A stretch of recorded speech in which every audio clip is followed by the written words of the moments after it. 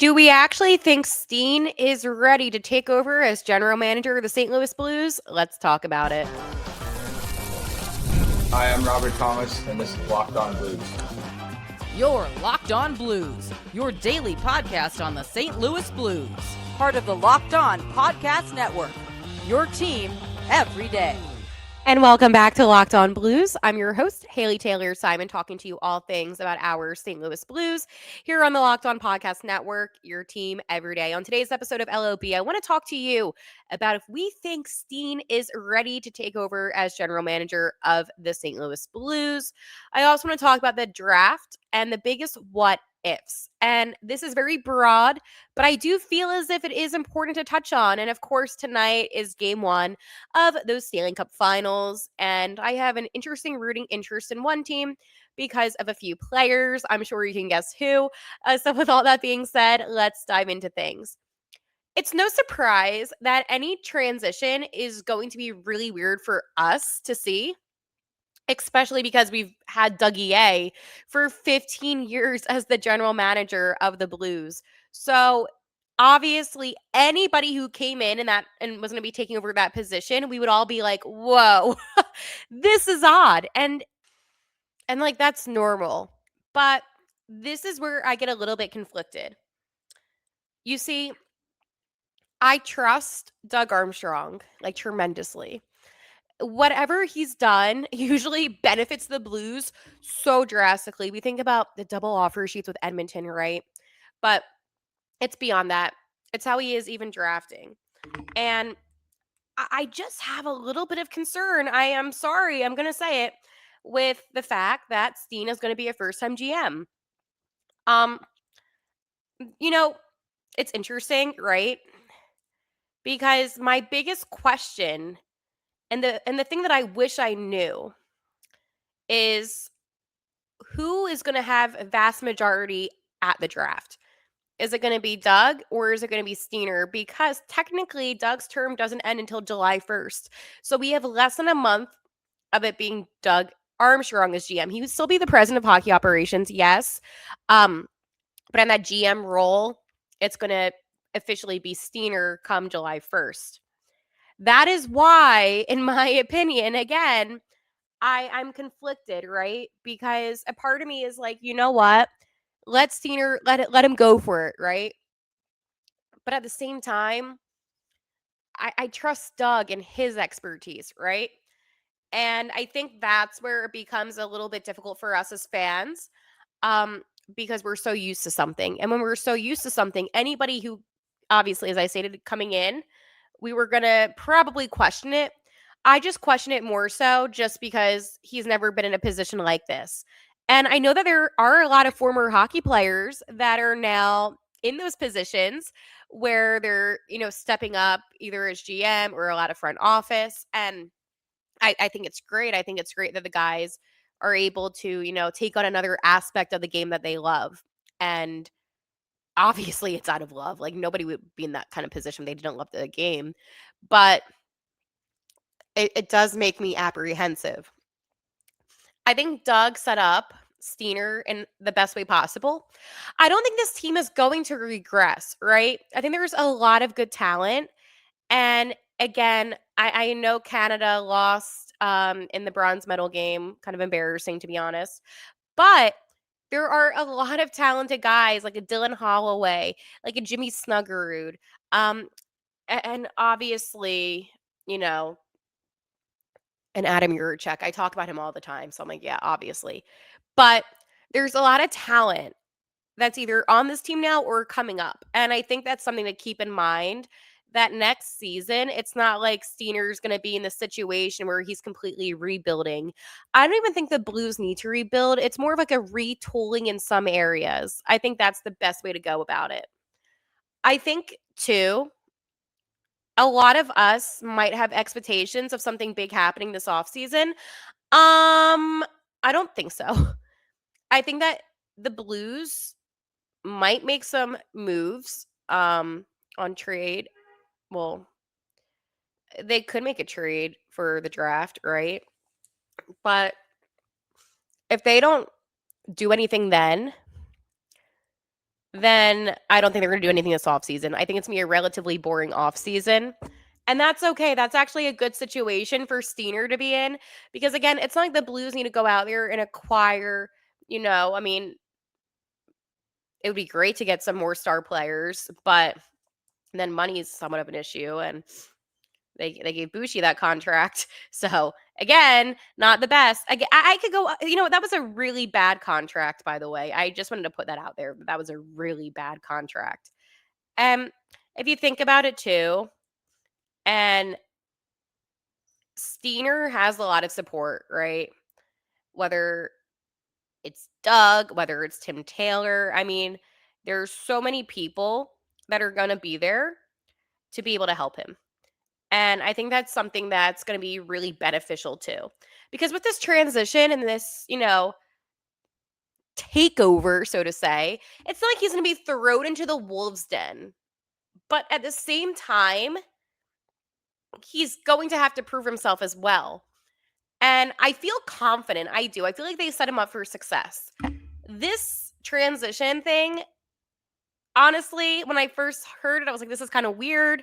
But it makes sense now because learning from somebody as talented, as smart, and as intuitive as Doug Armstrong, I mean, that's something that you're never going to learn anywhere else. That is a once in a lifetime opportunity. I think anybody who wants to be involved in hockey ops or anything like that would love to have that opportunity. And I am happy that it was Steiner. I mean, it's funny, but I was like thinking about it today and I'm like, this man, helped us win a cup. Like, we all love him. It has nothing to do with him being likable or not likable.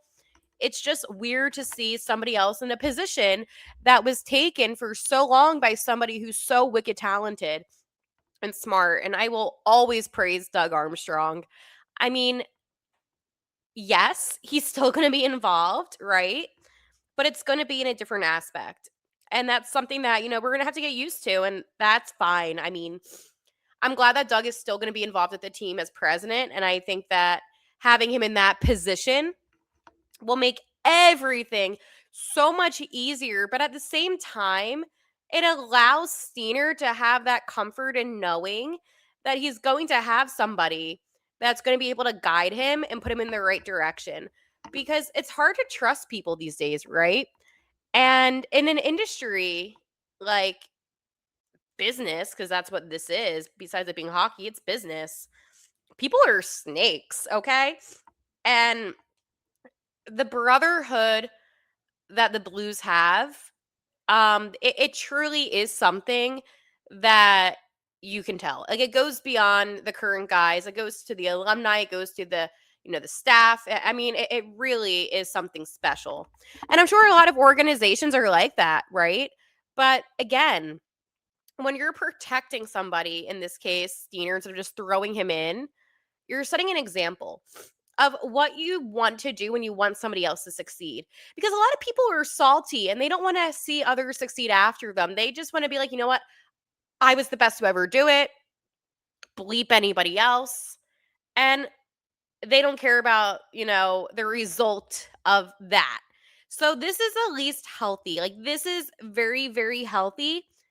And I feel as if, because this transition is so healthy and so mature and just heading on the right direction, we're going to see good results. I do. I just don't think that Steiner is in the position yet to do anything crazy how Doug did with those offer sheets. But again, I mean, that was literally one of the craziest thing. And man, those double offer sheets. I mean, can you believe that was like a couple years ago now? But again, that just goes to show Doug's expertise, and I'm going to miss him so much as GM. I am. But I am excited for Steen. And, who knows? At the end of the day, like, literally at the end of the day, the Blues could be like, call me crazy. Okay, you can. They could be a cup contending team. Like, they have wicked talented players. Oh my goodness, could you imagine? All right, well, coming up, I'm going to talk to you about the biggest draft what ifs. What if this? What if that? Well, guess what? We're going to talk about that. But on the other side. ED is way more common than most guys think. Millions of guys deal with it at some point. And that's exactly why HIMS offers a straightforward way to handle it. HIMS connects you with a licensed healthcare provider online, giving you access to legitimate ED treatment options from the comfort of your home. No awkward appointments, no pharmacy lines, just a straightforward process that makes it easier to take care of yourself. The whole process is simple. You just complete a quick online intake, and a provider reviews your information. If treatment is right for you, it ships directly to your door in a discreet package, which makes the whole experience feel private and stress free. They also offer options like Cidofol, the generic version of Viagra, at a fraction of the cost, plus other treatments so you can find out what works best for you. It's straightforward, transparent, and designed to make getting care feel easy. To get simple online access to personalized, affordable care for ED, hair loss, weight loss, and more, visit hims.com/locked on. That's hims.com/locked on NHL. For your free online visit, hims.com/locked on NHL. Prescription required. See website for details and important safety information. Cidofol is the generic version of Viagra. Viagra is a registered trademark of Viatris Specialty LLC. HIMS is not affiliated with or endorsed by Viatris.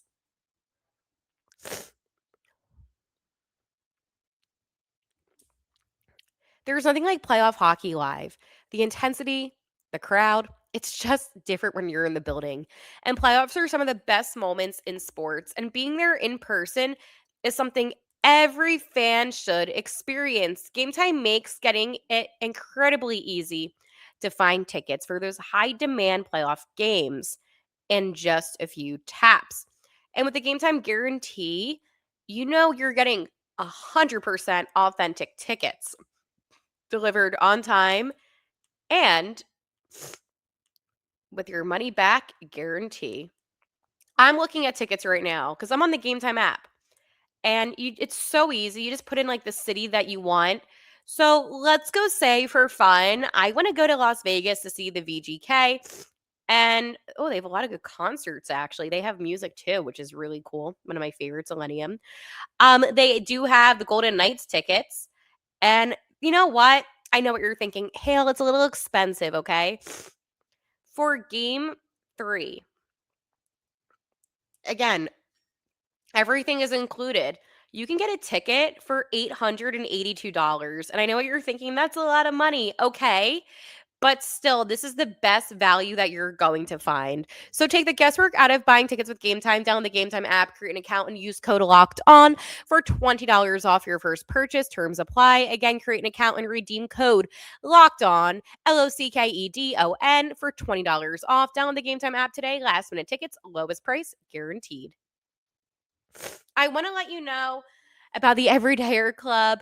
The Everydayer Club is really cool because you get to listen to ad-free episodes of Locked On Blues for only $5 a month. What a steal. I know. $5 a month. But it gets better because let me give you back your $5. Okay? You keep it in your pocket because I'm going to offer you this. 7 days free. What? Yeah, 7 days free of Locked On Blues. All you have to do is click the link below to get your 7-day free trial of Locked On Blues. And on top of that, you, my friend, when you sign up, are also invited to an exclusive Discord chat. So not only for free are you getting 7 days of ad-free audio episodes of Locked On Blues, you're also getting an exclusive Discord chat. So I hope to see you there. And again, link down below. When it comes to this year's draft, I have a couple questions, okay? The what ifs. What if Jordan Kyrou is traded? What if he waives his no trade clause? What if Jordan Binnington is traded? Haley, the Jordans? Yeah. What if the Blues try to move up? Do you think it's even possible? I think it is possible. I think a team like Calgary would be okay with it, right? To make a trade. But you have 3 picks in the first round. You have 11, 15, and then Colorado's. So honestly, like I hate to be like, oh my God, Colorado's pick is stupid. It's at the end of the first round. Okay. So let's think. Let's go be logical. You take that. You also take 15 and you make a package. And then maybe you add, I don't know if it's even worth adding a player, but you get what I'm saying? Like, you have to be creative with this. If you want to move up from 11th and you want to crack the top 10, then maybe you take that 11th, you take that 15, and you put in a Bennington. You put in a Cairo. Oh my gosh, what if he doesn't want to wave? Okay, well, I think he might. To tell you the truth, I think he might. You have to be so creative on the floor that night because the Blues have the advantage. They have the upper hand. You may not think that. Haley, they're not even picking in the top 10. Okay. They have 12 picks in this year's draft. They have Doug Armstrong. There's your advantage. A lot of teams who are really bad, like down bad, okay? They might look at this and be like, wait, I'm getting a player who, and it doesn't matter which Jordan. I'm just saying this for theory wise. Either one of them is gonna help a struggling team. Okay, so oh my gosh, we get a player. We get multiple first round picks. It depends on how you package it. But again, if you package the Colorado with the 15, I'm just saying, like teams might look at this and be like, this is a golden ticket to success. And my answer to you would be, yeah, it is. But here's the thing. Don't just make a trade to make a trade. That's when things get silly. That's when things get stupid. And that's when things get irresponsible. If you want to make a trade, you have to have a game plan. I know for sure the Blues, they want to move up. Okay. I know that. Every team probably wants to move up. That's not in the top 10. Let's be very for real. But what are the Blues willing to give up? I think when it comes to Cairo, this would be the perfect opportunity to trade him. Now, again, he would have to waive it, right? But I think for him, it would be so beneficial to go to a different team, a different organization. And for whatever reason, I don't know why, but Calgary is sticking out to me. Like, I feel like he would thrive in Calgary on the Flames. That's just my opinion. I also think he would do well in the Capitals, but again, not relevant to this. I don't think the Blues are going to crack getting in the top 5. I think that's out of question. But I do think it is possible to get in the top 10. I'm just curious, though. What would you be okay with the Blues giving up? Would you be okay with saying goodbye to Kyrie, with saying goodbye to Bennington, if it meant getting a top 10 draft pick?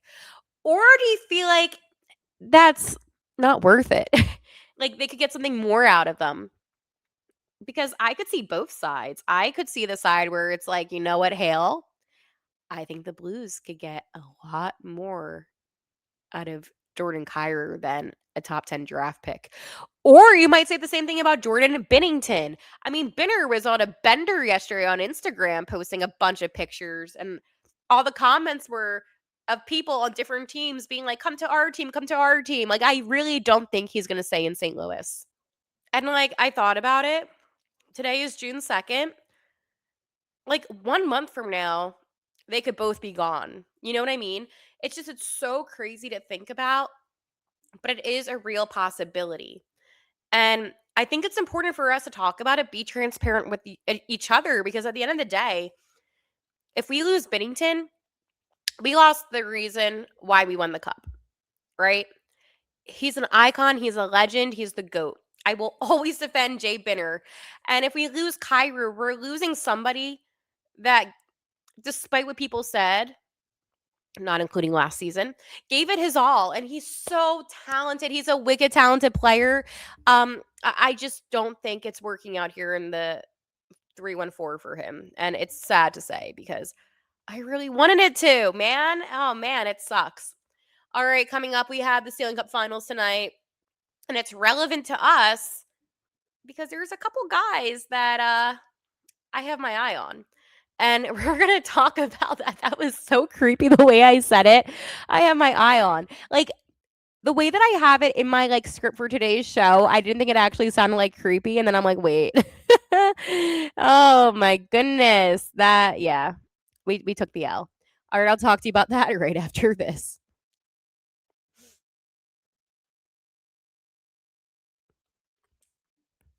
Workplace chaos, deadline stacking up, inbox overflowing, and the one position you have to fill is still sitting open. When the pressure's on and you need the right hire, this is a job for Indeed sponsored jobs. Indeed sponsored jobs helps you reach the people who actually fit what you're looking for: skills, experience, location. So you're not just hoping the right candidate stumbles across your posts. And here's a stat that says it all. In the minute I've been talking to you, companies like yours have made 27 hires on Indeed, according to Indeed data worldwide. So, if you're hiring, spend less time searching and more time interviewing candidates who check all of your boxes with Indeed sponsored jobs. Spend less time searching and more time actually interviewing candidates who check all of your boxes. Less stress, less time, more results. When you need the right person to cut through the chaos, this is a job for Indeed sponsored jobs. And listeners of the show will get a $75 sponsored job credit to help get your job the premium status it deserves at Indeed.com/podcast. Just go to Indeed.com/podcast right now and support our show by saying you heard about Indeed on this podcast. Indeed.com/podcast. Terms and conditions apply. Need a hire? This is a job for Indeed sponsored jobs. It is the Stanley Cup Finals tonight. The VGK at the Carolina Hurricanes for game one of the series, an 8 o'clock tilt. And your girl's excited, okay? I love the Stanley Cup Finals. It's better when the Blues were in it, right? I mean, 7 years ago now, so like that's kind of crazy. But nonetheless, it's always exciting to watch two teams battle it out for the cup. Oh man, 35 pounds of beauty. But Lord Stanley has already been visited by a couple guys. Okay. The way that I just said that was low-key so funny because, okay, so obviously we have Ivan Barbashev, and it's crazy to think about the fact that, he's been with the Knights for quite some time now, right? Like, that's so weird for me.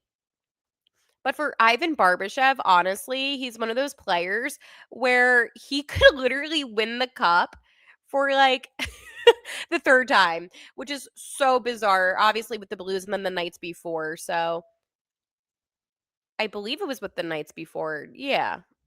Didn't he win the cup with the Knights? I'm pretty sure. Yeah, I was right. Yeah, he was with the Knights in 2023. Yeah.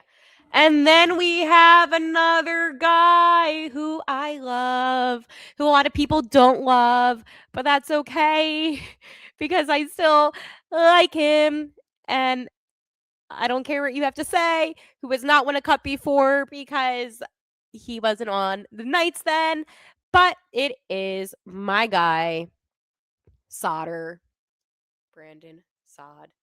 And I know what you're thinking. I don't like it. Well, shut up. I liked him. Listen, was he the best for us? No, I mean, like his final year here, he was like minus 14, not so great.